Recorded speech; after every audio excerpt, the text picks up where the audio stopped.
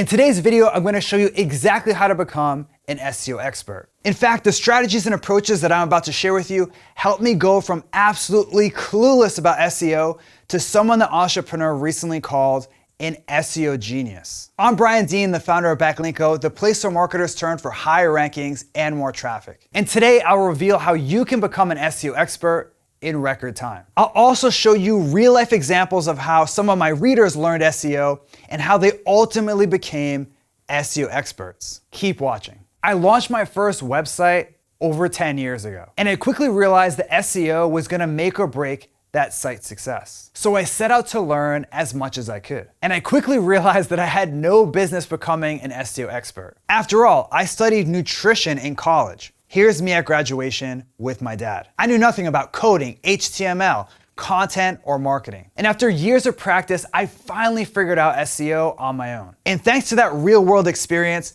I now rank in the top 3 of Google for competitive keywords like SEO campaign, SEO checklist, and backlinks. Okay, enough bragging. Let's get into the steps. Starting with step number 1, master the fundamentals of SEO. This is a step that a lot of people skip over, and it hurts them. And hey, I'm not judging. When I first started to learn about SEO, I pretended that I understood stuff that I really didn't. I mean, I kind of knew what backlinks were, and I kind of understood why title tags were important, but I didn't really understand how it all fit together. I was kind of like a basketball player trying to hit half-court shots before I even learned how to dribble. In fact, a buddy of mine, Jeff, recently fell into this same trap. Jeff is helping the company that he works for with his SEO. And he recently emailed me saying, dude, so I just added a bunch of keywords to this page. How long will it take to rank? So yeah, Jeff was like me back in the day. He kind of gets SEO, but not really. Which is why it's important to drill down in the fundamentals. If you want a good primer on how search engines work,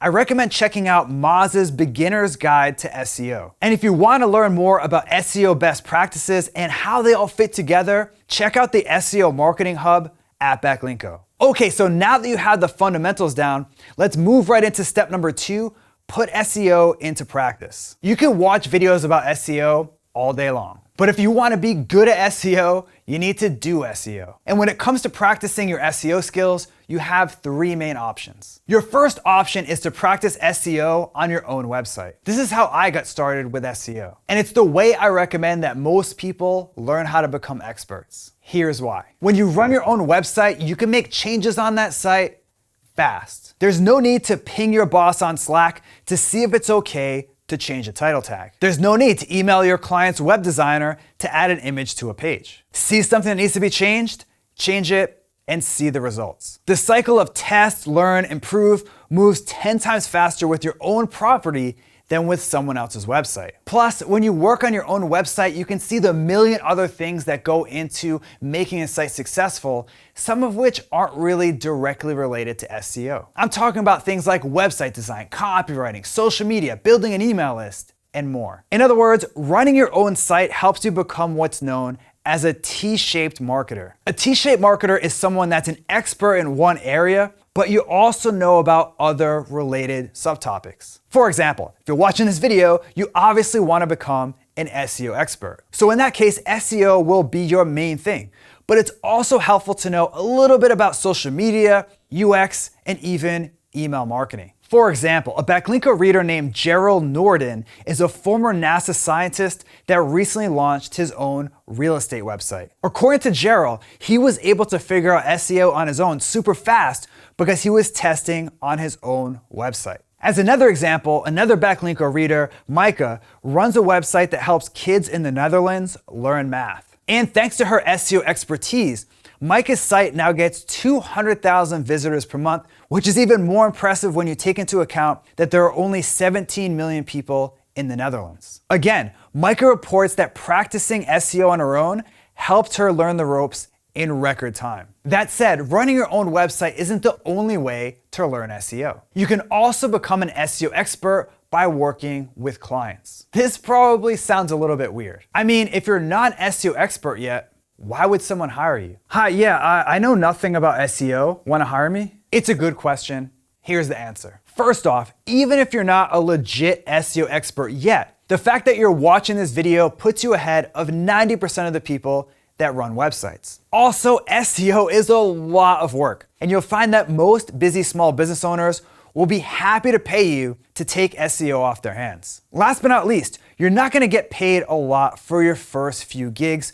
so you can think it more like an apprenticeship or an internship. That way there's no pressure to perform miracles. For example, Backlinko reader Felix Norton got started with SEO when he helped clients in his area with their local SEO. Another way to practice SEO is to work somewhere as an in-house SEO or at an agency. The big advantage here is instead of going at it alone, you're surrounded with people that already know SEO. And it's their job to help you get up to speed. So you tend to learn things fast. In fact, that's how Backlinko reader Ryan Marabek got started. Ryan was interested in SEO, and he wanted an environment where he could learn more. So he started working at an SEO agency. And the SEO knowledge that Ryan picked up helped him grow his travel blog to one of the most popular in France. Which leads us to our third step: experiment and learn. If there's one thing that separates SEO experts from SEO newbies, it's this. SEO experts are always testing. That said, SEO can be a tricky thing to test. So if you want to run SEO experiments, here are a few things to keep in mind as you go through the process. Thing number one is to focus on testing the right things. In theory, you can test literally anything, but in practices, I recommend focusing on these things. And if you want to get more advanced, you can test link building strategies, content formats, and paid social media promotion. For example, a while back, I wanted to see if interactive content would help reduce my bounce rate. So when I launched this mega list of SEO tools, I added an interactive filter to the top of the page. As it turned out, my bounce rate and time on site on that interactive page was better compared to other pages on my site. So I decided to use the same interactive element to all of my really long list posts, and the results were similar. This is something that I never could have learned from reading blog posts or watching YouTube videos. It had to come from an experiment. So thing number two to keep in mind as you test is your change isn't always the cause. In other words, correlation doesn't always mean causation. For example, take a look at this organic traffic report from my Google Analytics. Now, over the time span you're looking at here, I didn't make any major changes to my site. But as you can see, my traffic went up and down as Google made various tweaks to the algorithm. After all, Google reports that they make over 3,000 changes to their algorithm every year. And when I first started running SEO experiments, I would assume that if my rankings went up or down, it was because of something I did. But more often than not, it was just Google making one of their 3,000 changes that they make every year. For example, I'd add a few keywords to a page, see my rankings go up from number 7 to number 5, and it assumed that my keyword optimization caused the bump. It might have been the cause, but it could also just be Google's algorithm doing its thing. Which leads us to thing number 3, look for big, consistent results. Let me explain how this works with an example. Look at the organic traffic stats for a page from Backlinko over a 30-day period. I didn't touch this page, but you can see that there are some spikes and dips throughout the month. If you make a change to your page and see fluctuations like this, it's probably just Google's normal algorithm updates at work. On the other hand, look at the organic traffic to that same page after I made a significant change to that page's content. Is it possible that Google rolled out a major algorithm update the same day that I pushed that change live? Yeah, I guess it's possible, but it's much more likely that my change actually caused the traffic to improve. And if you want to be extra sure, roll out the same exact change across several different pages, or better yet, if you can swing it, different sites. If they all react the same way, you can be pretty sure that whatever you did is behind the improvement. And now it's time for our last step, step number 4, scale your SEO tasks. Now, it's one thing to know how to optimize a title tag, but how do you optimize 70,000 title tags on an e-commerce site? That's where scaling comes into play. And in this step, I'm gonna show you 2 real-life examples of people that scaled important SEO tasks. The first task that you'll eventually need to scale up is content production. On the surface, scaling content is really easy. All you need to do is just hire a bunch of freelance writers on Upwork. But scaling good content, that's a different story. For that, you need a system. A system for finding blog post topics, doing keyword research, outlining, writing, editing, and design. Well, Backlinko reader Bob Warfield,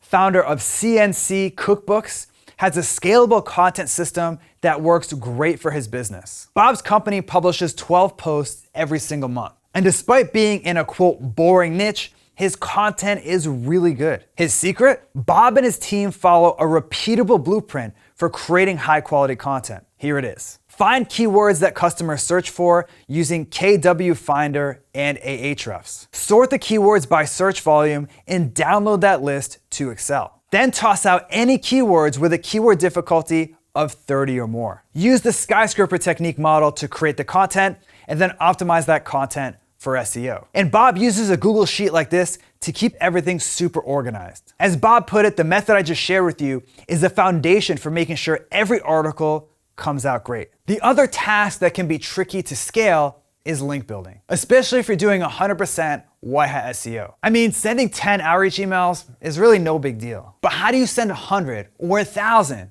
without being spammy? The key is personalization. When you personalize emails, not only do you avoid sending lame emails like this, but your outreach converts 10 times better. In fact, Backlinko reader Callan Yablonsky makes personalization a top priority at his agency. So in addition to having detailed processes for every step of the link building process, he also asks his clients to help him understand the industry they're in. That way he can send laser targeted outreach emails that will work in that niche. Very cool. There you have it, my 4-step process for becoming an SEO expert. If you like this video, make sure to subscribe to my YouTube channel right now. Just click on the subscribe button below this video. And if you want exclusive SEO and traffic techniques that I only share with subscribers, head over to backlinko.com and hop on the newsletter. It's free. Now, I want to turn it over to you. Which approach from today's video are you going to try first? Are you going to try scaling email outreach, or maybe you want to start running SEO experiments? Either way, let me know by leaving a comment below